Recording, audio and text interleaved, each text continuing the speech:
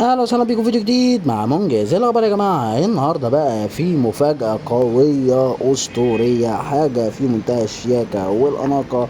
ولاعه رونسون، مش اي ولاعه رونسون، دي ولاعه رونسون سفينه موديل ادونيس.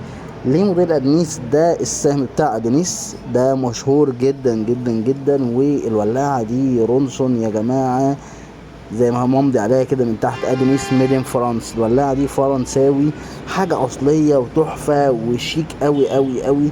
يونيفرسال العلامه العالميه دي، يعني بص كده الولاعه الصراحه حاله خارجيه ممتازه وشيك قوي قوي قوي.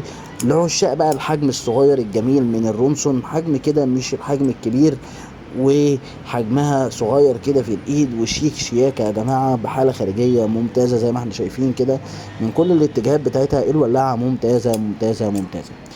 طبعا تعالوا نتعرف مع بعض على مكان المالو بتاعها. نص لفه هنا كده هنلاقي الغطا ده بيترفع معانا، هنفك الغطا وهنعرف من هنا مكان المالو بتاعها. صمام المالو بتاعها الداخلي اللي احنا شايفينه ده كده، وده بيحتاج صمام يتركب للانبوبه عشان يملاها، يعني مش اي بلف في الانبوبه بيملاها، ليها صمام مخصوص ليها.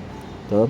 كمان تعالوا نتعرف على مكان تغيير الحجر بتاعها. نص لفه هنا كده هنفك هنلاقي ده مكان تغيير الحجر، دي السوسته وده مكان تغيير الحجر بتاعها. نقفل تاني، وخليك حريص وانت بتقفل عشان السوسته دي ما تنطرش منك. ما تشيلش ايدك قبل ما تكون اتاكدت ان مكان الحجر ركب في مكانه. والولاعه شغاله وبكفاءه تامه ومفيش فيها ادنى مشكله. لو عجبك الفيديو ما تنساش دوس لايك، سبسكرايب، عرف اصحابك عننا واشترك في القناه وخليهم هم كمان يشتركوا في القناه. واشوفكم في فيديو جديد. سلام.